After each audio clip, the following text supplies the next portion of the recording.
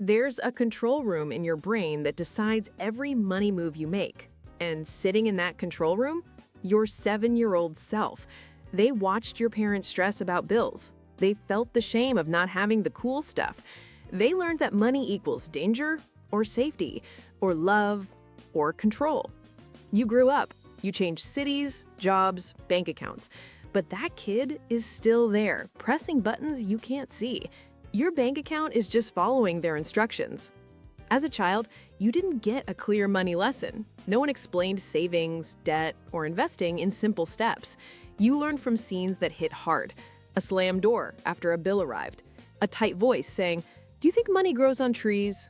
A parent hunched over a pile of envelopes at the kitchen table. Your brain watched, listened, and drew strong conclusions. Money is scary, money disappears, money makes people fight. Those conclusions turned into rules. Those rules became habits. Between about ages 5 and 7, your brain is like wet cement. Strong emotions leave deep prints. When something big happens around money, the feeling lands first. The story comes after. Your dad said, "We can't afford that," with frustration in his voice. You didn't just hear the words. You felt his stress in your chest. Your mom hid shopping bags so no one would see them. You learned that wanting things is something to hide. A classmate laughed at your worn-out shoes. You learned that money decides who fits in and who doesn't. No one said, "Here's your official money script," but your brain did what it's built to do, protect you. It said, "This is how the world works. I'll keep you safe by following these rules." Those childhood money memories became short, automatic stories like, "There's never enough," "I don't deserve nice things," or "If I have money, people will hate me." They sit in the background, shaping every decision. Here's the catch. Those scripts were written for a child's world. Small, powerless, limited. Now you're an adult using a child's rulebook. That's why your behavior with money can feel so confusing. You earn more, but still feel broke. You want stability, but keep creating chaos. You say you care about your future, but avoid opening your banking app. You're not irrational. You're loyal to a script that doesn't match your life anymore. Let's look at 3 common scripts that might be running your financial life. First, the scarcity script.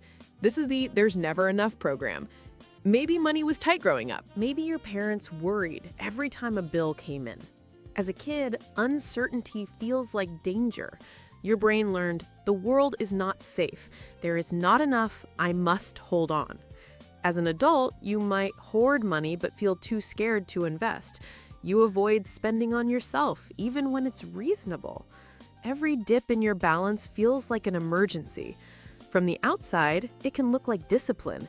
Inside, it's fear, dressed up as being good with money. Second, the shame script. Maybe you had less than your friends.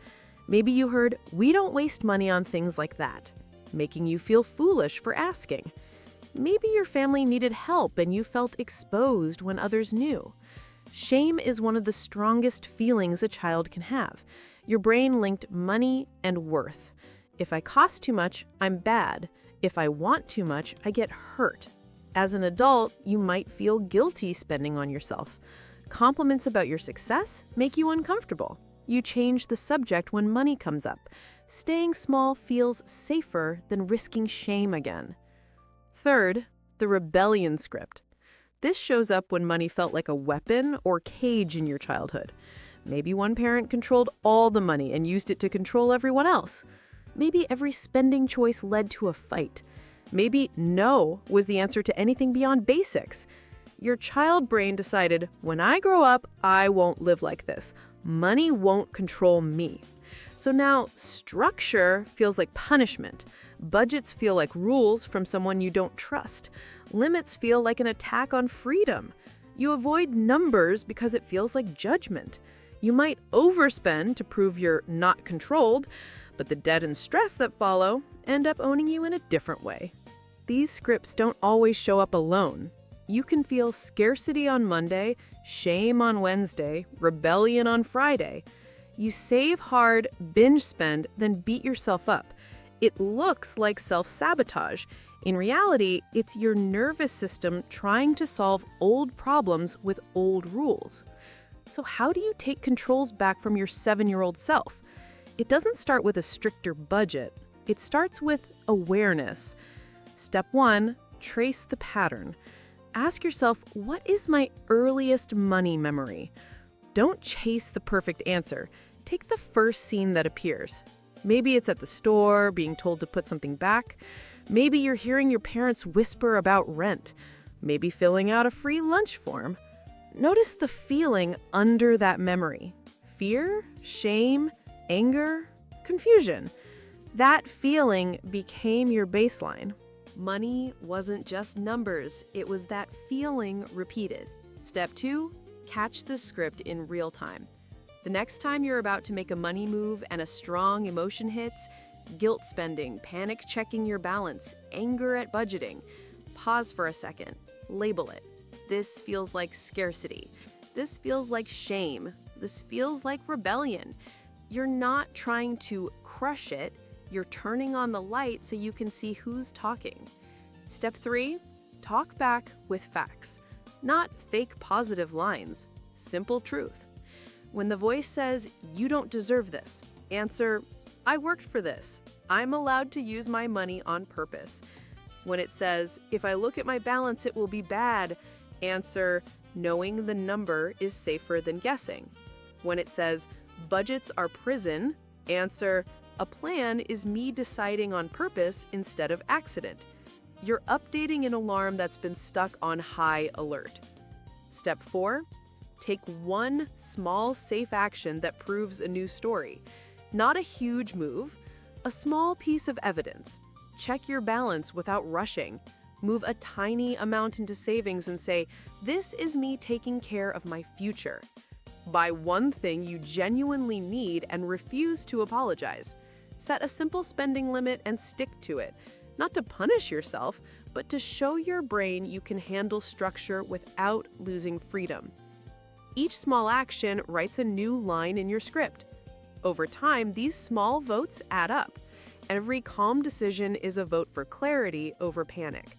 Every honest look at your numbers is a vote for reality over avoidance. Every intentional yes or no is a vote for you as the adult, not the scared kid. But there's one more twist almost nobody talks about.